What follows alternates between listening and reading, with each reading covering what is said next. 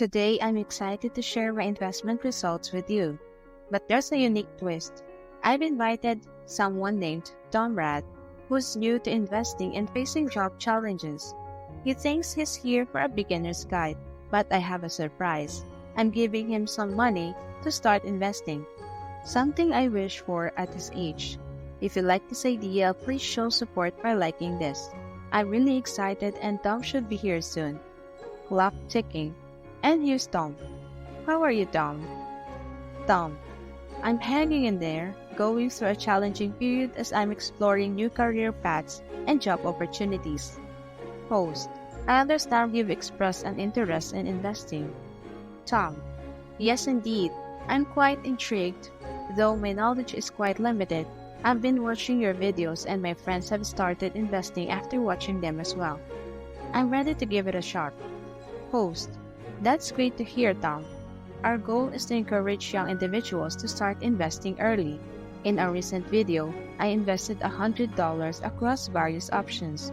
Today, we'll be reviewing the outcomes of those investments. Shall we begin? Tom. Absolutely. Let's dive in. Host. High-interest savings account. Our first investment was in a high-interest savings account, which initially returned 0.04%.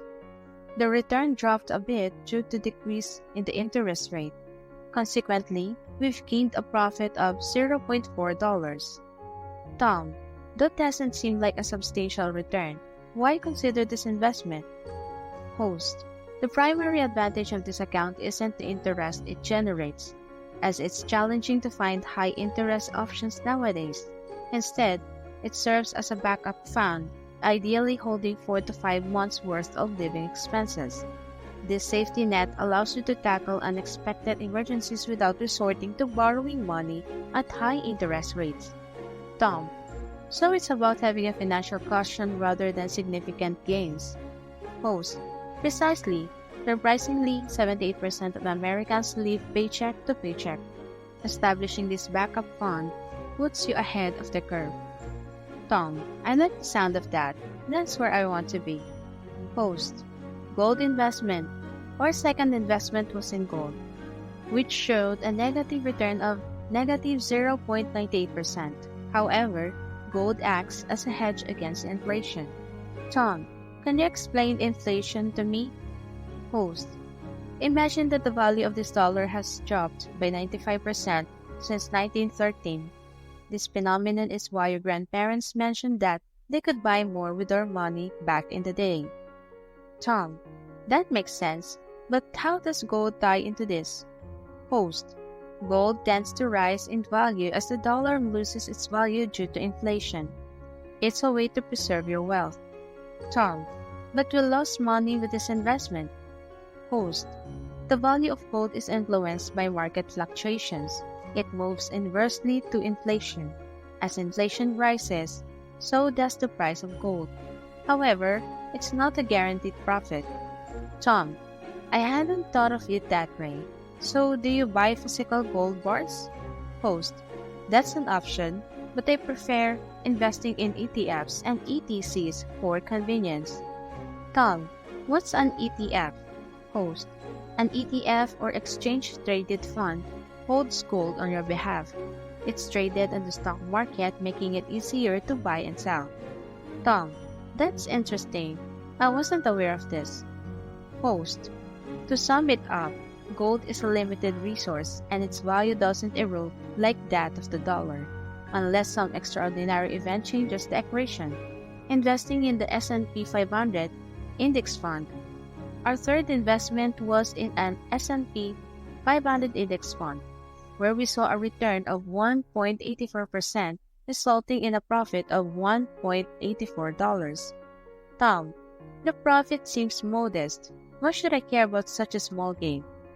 Host, while this may seem minimal initially, let's consider the long-term impact. If you invested $100 with an 8% annual growth over 45 years, you could accumulate over $500 million. This sum can be achieved by making small monthly contributions, like skipping a few cups of coffee or engaging in a side hustle. Tom, that sounds promising and achievable. Host, it's all about consistency. Now let's explore the investment avenues you're interested in. Real Estate Investment Trust or REIT. Our first investment was in a REIT, a Real Estate Investment Trust. Although the value dipped by 0.4%, we earned a dividend of $0.57, leading to an overall profit of $0.11. Tom, could you explain REITs a bit more? Host, imagine you and your friends pool money to buy a rental property and you all share the rental income. Dividends from REITs work similarly, involving properties like offices and hotels, providing a secure source of income. Tom, so this lets me enter real estate without purchasing a property? Host, exactly.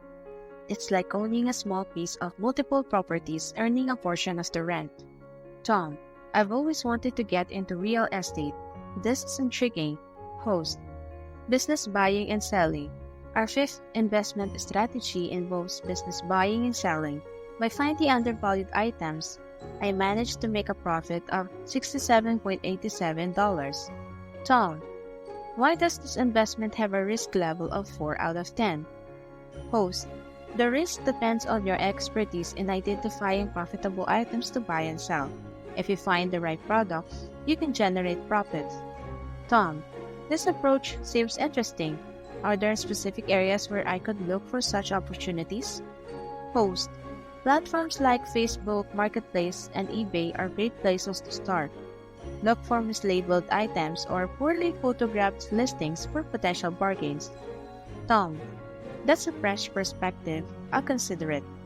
Host, investing in individual stocks.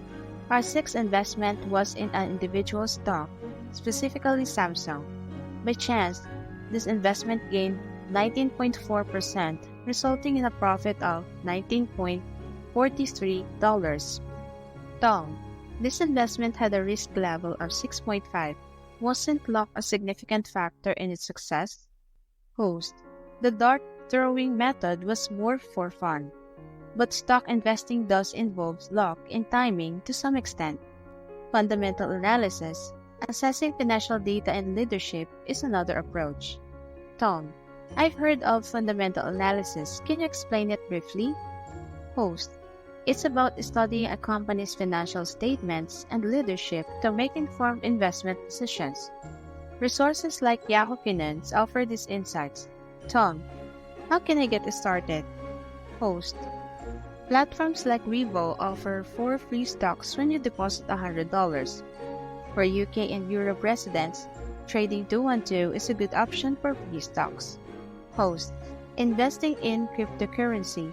Our seventh investment involved Bitcoin, a cryptocurrency. We saw an impressive return of nearly 98% in just a month. Tom, are these actual physical coins? Host, no. Cryptocurrencies like Bitcoin are digital assets. Bitcoin is decentralized and isn't controlled by any government or institution, making it attractive to many. Tom, can I use Bitcoin for transactions? Host, yes, an increasing number of businesses accept. Remember, smart investing can help you build wealth over time. If you found this video helpful, please like and subscribe for more valuable tips in growing your financial future. Thanks for watching.